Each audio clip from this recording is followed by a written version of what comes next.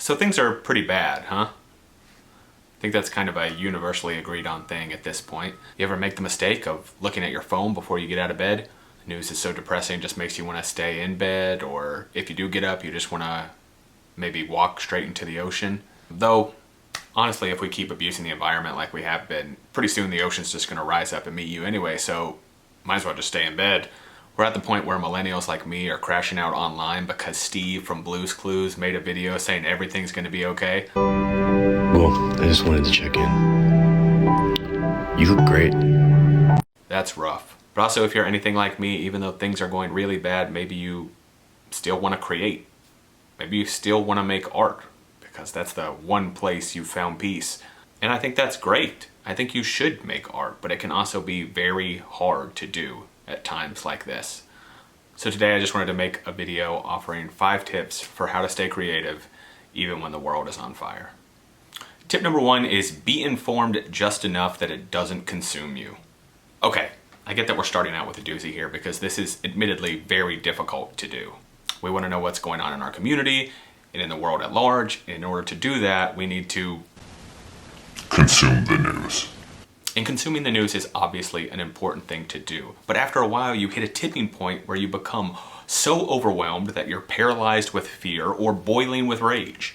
You become locked in this endless scroll, consuming more and more upsetting information, like your phone is a slot machine that only pays out in gut punches. So please, for your own mental health, set some boundaries when it comes to consuming the news. Maybe decide that you're only going to read the news for 30 minutes at the beginning of the day, or you're only going to listen to one podcast. I know in a 24-hour news cycle, it feels like we need to keep refreshing our feeds because something new might have happened. But I promise you, it can wait till the next day. When consuming the news is wrecking your mental health, you should not feel guilty about stepping away. Tip number 2 is don't let the anger win. It makes sense that you're angry. The world is full of great injustices and people are committing evil atrocities with seemingly no consequence. But when anger becomes your default emotion, it's going to destroy you eventually. I think we all know at least one person who's been so consumed with bitterness and resentment that they're deeply unpleasant to be around. You don't want to be that person, and your art will suffer if you dwell there for too long. Now, I recognize that there is a place for anger. As someone who fell deeply in love with emo music in high school and admittedly still listens to a lot of it to this day, I know that anger and sadness can be very powerful tools in creating great art, but it should not be your entire existence. So pick up your anger and use it as a tool when it's helpful. Just remember to unclench your fist and put it down when you're done. Tip number 3 is recognize that the work you're doing is important. This one can be tough.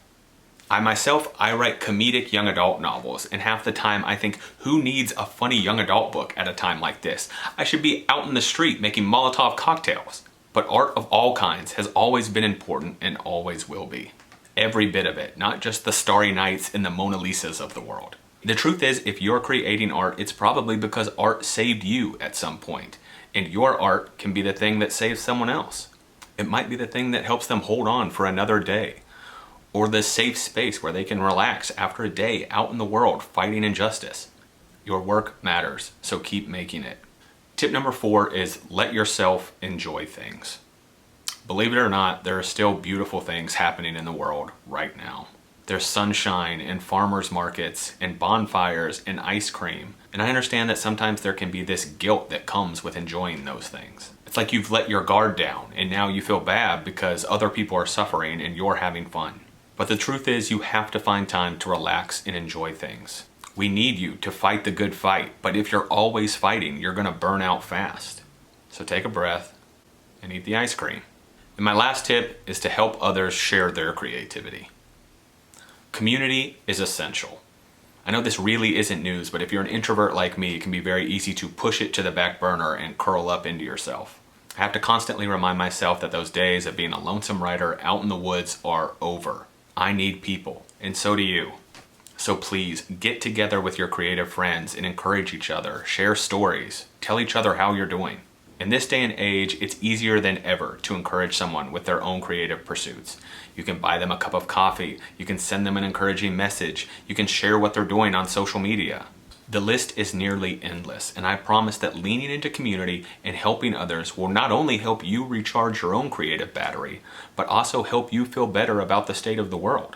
When you put goodness out into the world, it will help you see the goodness that already exists. So there it is. Those are my 5 tips for now. And I know it's very easy for me to knock out this list and say, there it is. Those are your 5 tips. If you follow this, you'll feel better about the world and you'll be creating great art left and right. That's obviously not true.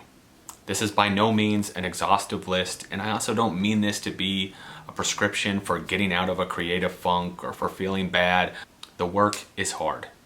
The hill is steep and the battle is long. But if you are a creative person, the world needs your creativity now more than ever. Please don't give up. Please keep going. Please keep making your art.